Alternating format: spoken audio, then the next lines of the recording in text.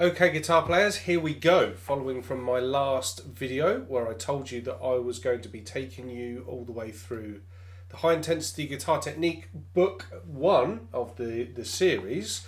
What I'm going to do is I'm just going to open it up and I'm going to talk you through the first chapter here, which is about FAQ hints and tips. So, it's kind of funny really because after the intro we go into this area of the book where there's text. Shock horror. Who would want to see text in a guitar book? God damn. I always found that funny over the years. Like I've said previously, it's been 10 years since I published this, and like most products that you put out there, they get mixed reviews. Obviously the positive side of this, like I think 97% of the reviews I had on Amazon when this was up on there were positive, which is obviously lovely. But the negative ones always seem to be the things that would stick in my brain. It's probably just more how I work, but like I always want to please everybody, and making a product like this makes you realise that is fucking impossible. So, Chapter 1, FAQ, Hints and Tips. Why did I put a whole load of stuff into a guitar technique book which people would have to read? Because you'd think, oh, I should just open it up and see a sea of tab and start playing. Well, actually, that's not how my favourite guitar books always were. When I grew up, I loved Guthrie Govan's books. Creative Guitar, I believe they're called. If you haven't got them, you should buy them. I also loved The Advancing Guitarist by Mick Goodrick. That's where one of my programs on my online platform is actually called the Advancing Guitarist course.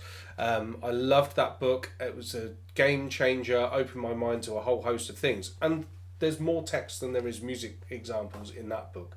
And I think why that is good is because if you're reading a book from someone who's an expert on something, you need to get into their head and you want to learn how they do things. If you're just seeing tab, you're not being explained anything. Further on, actually, before I get into talking about the FAQ and all that stuff, when I did some musical examples, like you see these pages here, you can see the examples and there's text that explains things. What I was actually going for when I wrote this stuff was I wanted it to be like a Guitar Techniques article. So I loved Guitar Techniques as a product, the magazines. I collected them from probably age sort of 17 up until I finished music college in my early 20s. I've since also bought like a digital backdated one, so I had every single copy for the last 10 years. That stuff is dynamite, and it was like, to buy 10 years worth, it was 40 quid. It's just absolutely nothing amounts of money, and it's just brilliant stuff. So anyway, I wanted to deal with a lot of the issues that people were asking me in lessons. So first things first, to start with, well, what are guitar techniques? I'm not going to go through and explain every single part of this. If you want to read the whole thing, you can get the book, but not physically. You can only get it digitally. I've explained that before. I won't go into it now. But so I break guitar technique or guitar playing down into legato, alternate picking, sweep picking, tapping, and then expressive techniques like string bending, vibrato. There's loads of other things that you can do, like hybrid picking, there's slide playing, there's fingerstyle, there's, your rhythm guitar concepts like funk strumming, muting. There's loads and loads of different guitar techniques. But what I was looking for here was basically a guitar soloing manual. So I break all lead guitar down into those areas. Now, when you're looking at some of the alternate picking exercises that I did with this, and I'll show you on the channel here at a later date, you could hybrid pick them. You could fingerstyle pick them. You could do whatever you want with a lot of those kinds of things. That's just how I break it down. And then obviously here I go into telling people what all of those techniques are. We won't do that here, otherwise this video will go on forever. Then I start talking about speed. Now, here we go. Let me just read you this. For example, David Gilmour is not regarded as a shredder, but is definitely regarded globally as one of the most musical and emotive players on the scene. Yet there have been numerous occasions when teaching his solos to students that they say to me, I can't get the speed.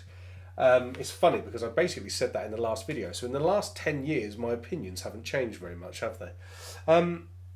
It's interesting that, yes, speed is important.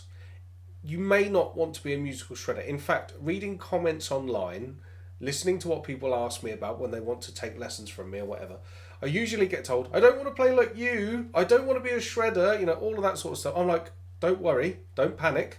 The likelihood that you're ever going to have the drive and ambition to be a shredder is pretty low. It makes me laugh, man, because people go like, oh, I wouldn't want to play like Malmsteen. Well, what fucking makes you think that you're ever going to play like Malmsteen? You will never put in the time. You will never have the drive. Like, don't worry. You are 100% safe. You're not going to play like Malmsteen, so don't worry about it. Anyway, the point of why I said about speed is because, like I say, even if you don't want to be a shredder, speed is an issue and it holds people back. So you have got to work on it, even if you want to play like Gilmour or Clapton or, these people are regarded as slower guitar players. Well, if you've got basic skills, try learning their stuff. You'll find that it's too fast for you. Using your ears. This is a very, very important thing. I don't agree with the Guthrie Govan thing that everyone should just transcribe. In an ideal world, using your ears and figuring stuff out and just transcribing and starting to learn the guitar when you are 3 years old, well, yes, that would obviously work. It worked for Guthrie, it would work for everyone, it'd be amazing. But if you're 45 taking your first guitar lesson with me, I can't say to you, I'll just go and transcribe and people who are 45 years old taking a guitar lesson, they've got a career, they've got a family, they've got other hobbies as well. They just want to throw guitar into the mix. And it's like, well, actually, the reason I'm taking a lesson is because I want you to help me get there, which is absolutely true. It's absolutely right. That's what we want to do. But why using your ears is still important is because it's one of the things that leads to the creativity. So being able to learn some scale shapes and then learn some licks that live in the scale shapes and perfect your technique in the scale shapes, all of that stuff, that's really good. But if you're always keeping your ears on, like if you're playing these things against backing tracks so that you can hear them in context or what have you, that will really help, so that when you're listening to the radio and you start here, or whatever you're listening to, your favourite music, you're starting to listen to things and then you go, oh, that's really caught my ear. You want to be able to start thinking, where can I find that on the fretboard? And you don't necessarily have to have perfect pitch. That's something that a lot of people get worried about because they've seen all these Rick Beato videos and stuff. And it's like, well, I can't hear if it's a G or an A flat or something like that. No, that's fine though. What you want to do is develop relative pitch so that you can hear a note and then try and find where it is on your guitar. Because then when you do have ideas, you'll be able to translate them to the fretboard, or also if you want to learn other people's music, you can hear that stuff and then try and find where it is. I think also when you're getting a tab, which people like Guthrie say, don't go and get the tabs and all of that sort of stuff. He doesn't mean don't ever get a tab. He means try and learn it by ear first and then get a tab. I think even if you get a tab, most people out there that are playing the guitar, they can't actually read music and they certainly can't read the rhythm notation.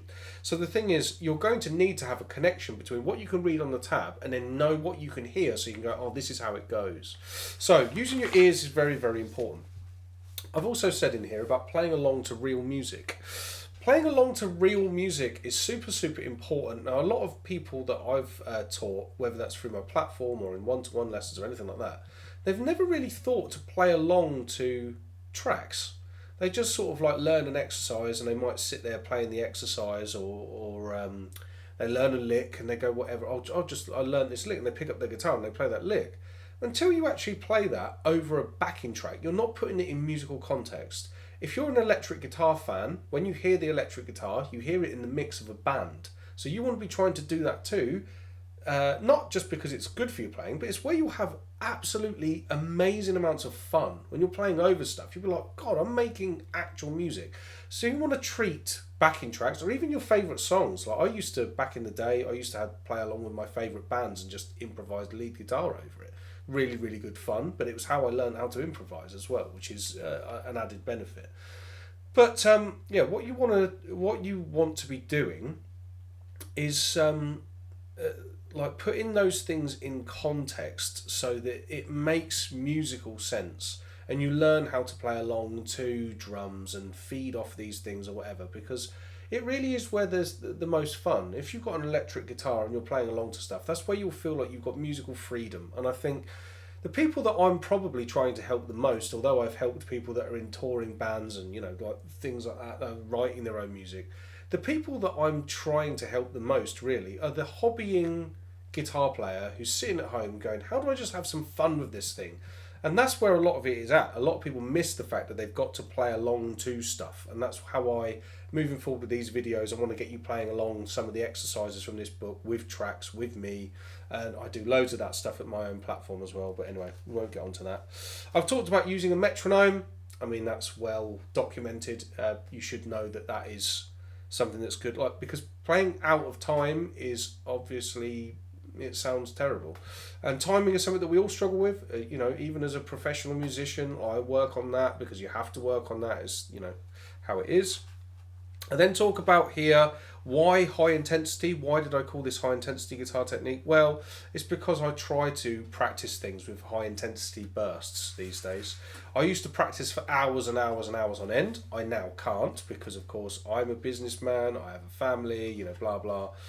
So what I try and do is if I practice for an hour a day, I try and practice in 20-minute bursts at different points throughout the day, whether that's in between lessons, before I go to bed at night, you know, them sorts of things. And I give myself what I call a high intensity exposure to the work that I need to do.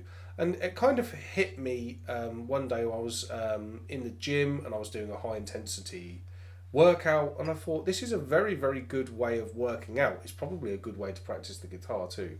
Like I said, I've documented all of that stuff here, and throughout the books I talk about how you practice these things. I've even put some practice plans in the back of it. Hopefully, if you stick with me for long enough, we'll get to that throughout these videos.